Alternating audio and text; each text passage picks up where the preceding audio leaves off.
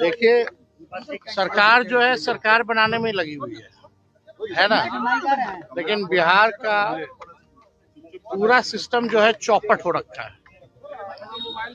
अस्पताल में मरीजों का इलाज नहीं हो रहा, दवा नहीं मिल रहा है, स्ट्रेचर तक नहीं मिल रहा है। नमस्कार साथियों, बिहार का जो है स्वास्थ्य व्यवस्था आईसीयू में चला गया है, यानी वह बिल्कुल पूरे तरीके से बेहोश हो चुका है। अब होश में भी नहीं है, पूरी तरीके से बीमार हो चुका है, इसलिए उसे आईसीयू में रखा गया है।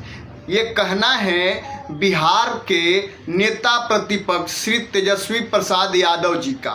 उन्होंने मीडिया से मुखातिब होते हुए कहा है कि बिहार में जो सरकार है सिर्फ सरकार बनाने में लगी है कि सरकार कब बन जाए और मुख्यमंत्री कौन होगा, लेकिन बिहार की जो स्वास्थ्य व्यवस्था है, स्वास्थ्य विभाग है, वो बिल्कुल पूरे तरीके से बीमार है। वो आईसीयू में भर्ती, बीमार ही नहीं वो आईसीयू में भर्ती है। यानी कहना है कि एकदम आवश्यकता से अधिक स्वास्थ्य विभाग की हालत खराब है, यानी स्वास्थ्य विभाग लचर अवस्था में बिहार में है।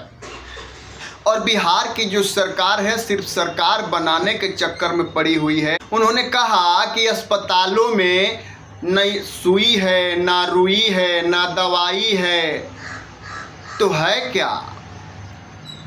बिहार के जो अस्पतालों में मरीज को ले जाने के लिए एम्बुलेंस नहीं मिल रही है, ठेले पर ले जा रहा है, कोई साइकिल पर ले जा रहा है, कोई मोटरसाइकिल पर ले जा रहा है। बिहार में जो स्वास्थ्य विभाग के अस्पताल बने हैं, अस्पताल सिर्फ इसलिए बनाए जा रहे हैं ताकि उसमें से कमीशन खाया जा सके। कमीशन खाने के लिए बड़ी बड़ी स्वास्थ्य विभाग की यानी अस्पताल की बिल्डिंगें बनाई जाती है, लेकिन उस अस्पताल में ना तो वार्ड बॉय है, ना डॉक्टर है, ना नर्स है।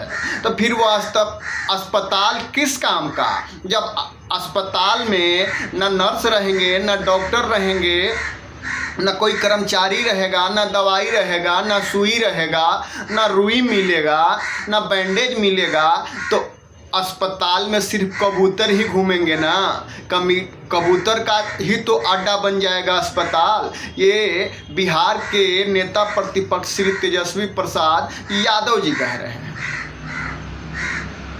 और आखिर अब सवाल ये उठता है कि आखिर बिहार में 2005 से 2026 तक एनडीए की सरकार जो रही है, 2-3 साल के लिए इधर उधर माने महागठबंधन के साथ गई थी, लेकिन ज़्यादातर टाइम एनडीए की ही सरकार बिहार में रही है। यानी एनडीए की सरकार जो बिहार में अभी भी चल रही है, लेकिन इसके बावजूद भी आज तक बिहार की स्वास्थ्य व्यवस्था सुधर नहीं पाया, सुदृढ़ नहीं हो पाया। बिहार के मरीज जो है दूसरे राज्यों में इलाज कराने के लिए जाते हैं। यहाँ तक कि बिहार के भाजपा विधायक या एनडीए के जो भी विधायक या जनप्रतिनिधि हैं, अपना इलाज या अपने परिवार के इलाज कराने के लिए दिल्ली और यूपी जैसे जगह में रुक करते हैं, यानी प्रस्थान कर जाते हैं। तो ज़रा बताइए, उनके पास तो संसाधन है, एक विधायक हैं, जनप्रतिनिधि है, किसी प्रकार की कोई दिक्कत नहीं है, दूसरे जगह पे शिफ्ट कर जाते हैं अपना इलाज करवाने के लिए। लेकिन बिहार के गरीब मजदूर लोग जो हैं अपना इलाज कहाँ कराएंगे? यानी बिहार के एनडीए के जितने भी जनप्रतिनिधि हैं यानी विधायक लोग हैं, वो अपने परिवार का इलाज जो है दूसरे राज्य में यानी दिल्ली और यूपी जैसे जगह पे जाकर के करवाते हैं। यानी उनको अपनी सरकार की व्यवस्था पर विश्वास नहीं है, तभी तो बिहार में छोड़ करके दिल्ली और यूपी जैसे जगह पे जाते हैं इलाज करवाने के लिए।